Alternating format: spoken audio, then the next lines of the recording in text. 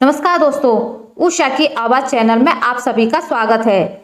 हमारी आज की कहानी है एक नारी का संघर्ष। कोई कोई इंसान दुनिया में शायद संघर्ष करने के लिए ही पैदा होता है और दुनिया में परीक्षा देते देते ही अपना सारा जीवन काट देता है। ऐसा ही कुछ वृंदा के साथ घटित हुआ था। कितने अरमानों से शादी की थी वृंदा ने अपने इकलौते बेटे रमन की। शादी के बाद वृंदा को लगा कि शायद अब उसके दिन बदल जाएंगे, घर में बहू आ जाएगी तो वह भी थोड़ा चैन से जी सकेगी। लेकिन रमन ने एक अमीर घराने की लड़की सलोनी से लव मैरिज की थी। रमन दिल्ली की जिस कंपनी में नौकरी करता था उसी कंपनी में सलोनी भी नौकरी करती थी। उसके पापा का पत्थरों का दिल्ली में ही व्यापार था। सलोनी बेहद खूबसूरत थी और दहेज भी बहुत सारा लेकर आई थी। उसकी मुंह दिखाई की रस्म में सब रिश्तेदारों ने यही बोला था कि अरे वृंदा, भाग खुल गए तेरे तो। इतनी सुंदर दुल्हन के साथ साथ तेरा सारा घर भी सामान से भर गया है। और रमन, वह तो अपनी पत्नी के पीछे पीछे ही डोला फिर रहा था। वृंदा भी खुश थी, लेकिन उसे चिंता थी कि उनकी बहू जाने ससुराल में गृहस्थी की बागडोर संभाल भी पाएगी या नहीं, और उनकी चिंता जायज भी थी। सलोनी अपने घर में बहुत लाड़ प्यार से पली थी। घर में कितने नौकर चाकर थे। सलोनी को सुबह बेड टी पीने की आदत थी। खुद तो उससे उठा नहीं जाता था, रमन ही उसे बेड टी बनाकर देता था, जबकि रमन खुद चाय पीता भी नहीं था। शादी को 2 महीने हो चुके थे, लेकिन सलोनी घर के किसी भी काम पर नहीं चलती थी। घर में पैसे की कोई कमी नहीं थी और मायके से भी बहुत सारा सामान आता था, तो सलोनी को लगता था उसे नौकरी की कोई ज़रूरत नहीं है, इसलिए उसने कंपनी से रिजाइन भी दे दिया था। अब वह घर रहकर ही थोड़ी थोड़ी गृहस्थी संभालने की कोशिश करने लगी थी। लेकिन जिस तरह से वह काम करती थी, वृंदा को लगता था इससे तो मैं ही कर लेती। 2 रोटियां सेकने में ही सारी रसोई फैला देती थी। काम वाली भी कहाँ उस हिसाब से काम कर पाती है, इसलिए वृंदा के लगे बिना काम होता ही नहीं था। वृंदा अपनी तुलना अपनी सास से करती थी। एक हमारा जमाना था, जरा सी उठने में देरी हो जाती थी तो अम्मा जी किस तरह से बड़बड़ाना शुरू कर देती थी। अरे, तुम्हारे घर में इतनी देर से ही उठा जाता है क्या? अगर इतना आराम का शौक था तो घर से नौकर लेकर आना था। वृंदा की शादी हुई थी तो उसकी ससुराल में सब सुबह चाय पीते थे, लेकिन गांव में रहने के कारण वृंदा के घर गाय भैंस थी, इसलिए उसे अपने घर से ही दूध पीने की आदत थी। उसके केवल इतना कहने से ही अम्मा जी ने कितनी बातें सुना दी थी। दूध किसे अच्छा नहीं लगता, लेकिन शहर में दूध कितना महंगा है पता भी है। दूध काम करने वाले मर्दों को ही मिल जाए बहुत है। वृंदा के पति धनेश अपने हिस्से का दूध अपनी पत्नी को जबरदस्ती दे देते थे। वृंदा के पति को 6 महीने के लिए किसी प्रोजेक्ट पर काम करने कंपनी की तरफ से अमेरिका जाना पड़ा था।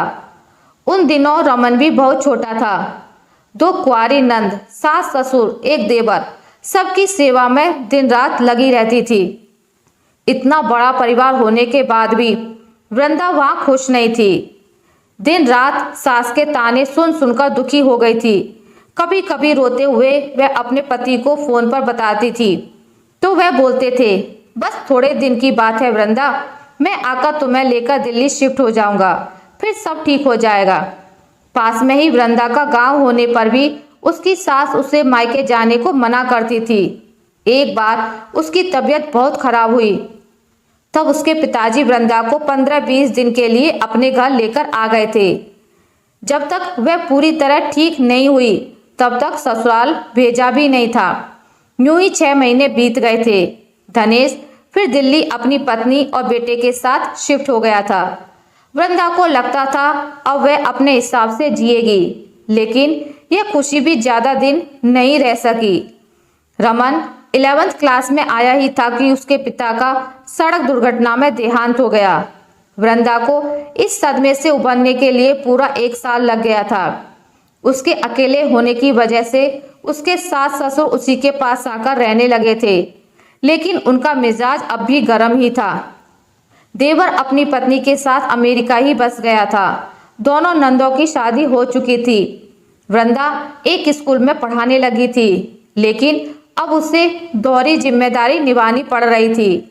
सास ससुर भी बीमार रहने लगे थे और ऊपर से घर का सारा काम।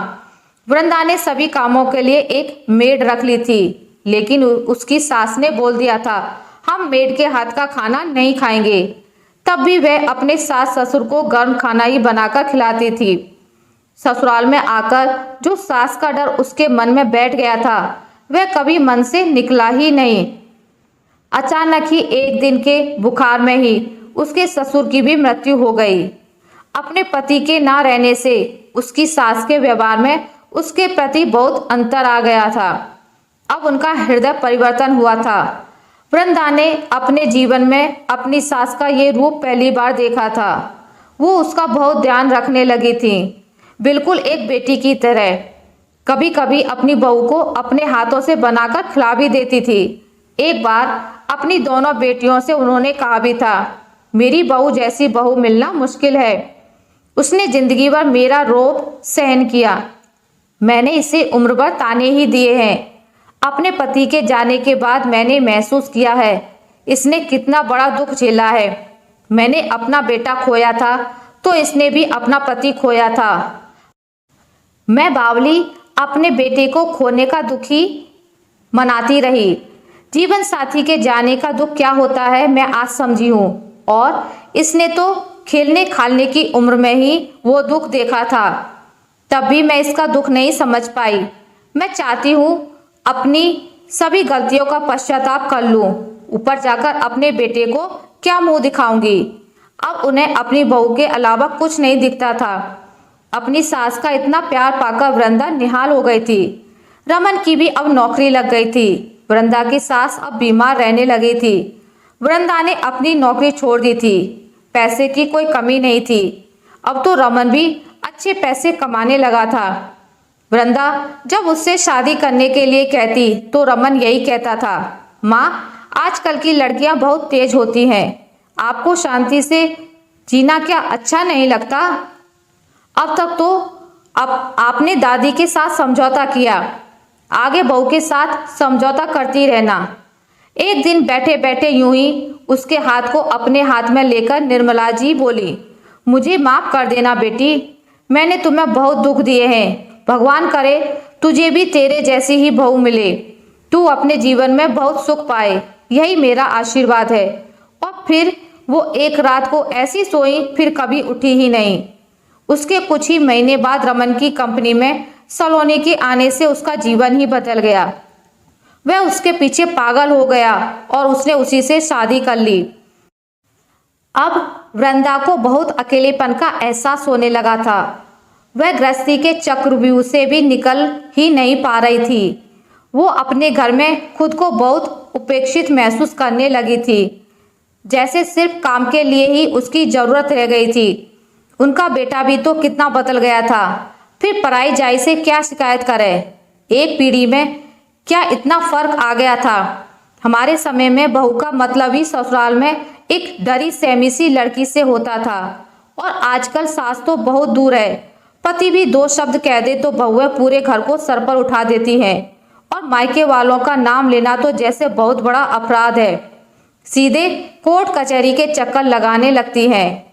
वृंदा समझ गई थी कि उसे तो जीवन भर बहू बनकर ही रहना है। पहले सास की सेवा की और अब बहू की सेवा करनी है।